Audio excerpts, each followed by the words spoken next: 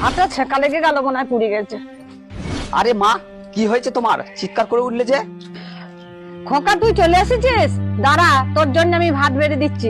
ভাত পরে বাড়বে, ওই দেখি হাতটা দেখি। আরে খোকা, কিছু হয়নি, আমার হাতে একটু ফোঁসকা পড়েছে, ওসব ঠিক হয়ে যাবে। ঠিক হয়ে যাবে বললেই হবে মা, দাঁড়াও দেখি তোমার হাতে একটু কলগেট লাগিয়ে দিই।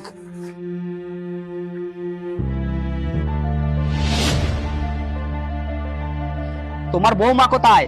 নিশ্চয়ই সে শুয়ে আছে, দাঁড়াও ওকে আমি দেখাচ্ছি মজা। কি হলো, কোথায় তুমি? একবার এদিকে তাড়াতাড়ি এসো।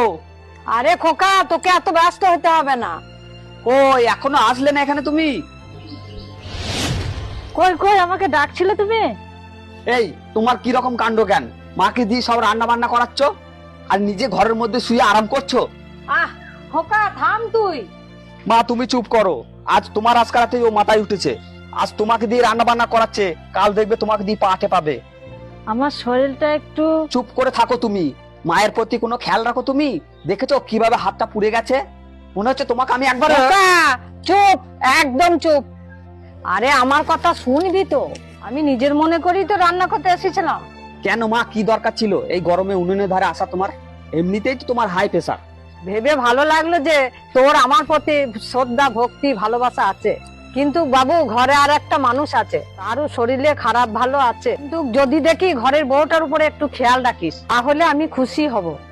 মানে ওর প্রতি আমার খেয়াল নেই? এত খেয়াল রাখিস যে পাশে একজনা শুয়ে জ্বরে কাতরাচ্ছে, সে দেখেও ঘুমাচ্ছিস। মা ওর জ্বর এখনো ভালো হয়নি।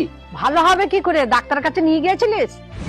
সরি মা, আমি একটুও ভেবে দেখিনি। আমি ওকে এক্ষুনি ডাক্তারের কাছে নিয়ে যাচ্ছি। এই তুমি তাড়াতাড়ি রেডি হয়ে নাও।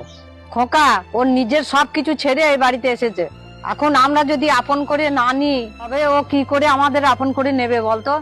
তুমি ঠিকই বলেছো মা, আমি তো ওর ওপর দিনের পর দিন অন্যায় করে এসেছি। মা তুমি কোনো চিন্তা করো না, আমি ওকে এক্ষুনি ডাক্তারের কাছে নিয়ে যাচ্ছি, চলো।